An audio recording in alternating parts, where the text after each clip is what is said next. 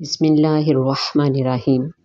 حجاج ابن یوسف، جس کو عبد الملک نے یمن، مکہ، مدینہ اور طائف کا نائب مقرر کیا تھا،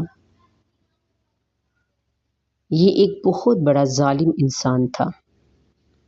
باوجود اس کے کہ یہ باجماعت نماز ادا کرتا تھا، حافظ قرآن تھا، تہجد کی ایک رکعت میں 10 پاروں کی تلاوت کیا کرتا تھا، لیکن انتہائی ظالم تھا۔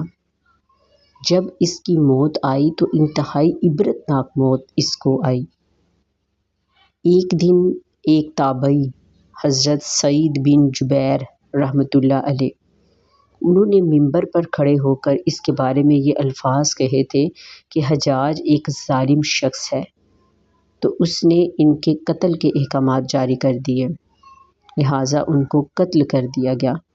اس نے اپنی زندگی میں کئی اولیاء، کئی علماء کو مروا دیا تھا۔ اتنا ظلم اس نے ڈھایا، اتنا ظلم اس نے ڈھایا کہ اس کے بعد یہ خود ہی ایک نفسیاتی مریض بن گیا، اور اس کو ایک ایسی بیماری لگ گئی کہ اس کے پیٹ میں ایسے کیڑے پیدا ہو گئے کہ اس کی اتنی زیادہ بدبو تھی کہ کوئی اس کے پاس نہیں آتا تھا۔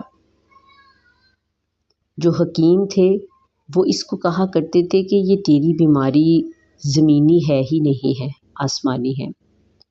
جب وہ بالکل قریب المرگ ہو گیا تو اس نے اپنے قریبی لوگوں کو بلا کر کہا کہ جب میں مر جاؤں تو جنازہ رات کو پڑھانا، اور جب صبح ہو تو میری قبر کا نشان بھی مٹا دینا، کیونکہ لوگ مجھے مرنے کے بعد قبر میں بھی نہیں چھوڑیں گے، کیونکہ اس کو پتہ تھا اس نے اپنی زندگی میں بہت زیادہ ظلم کیے ہوئے ہیں۔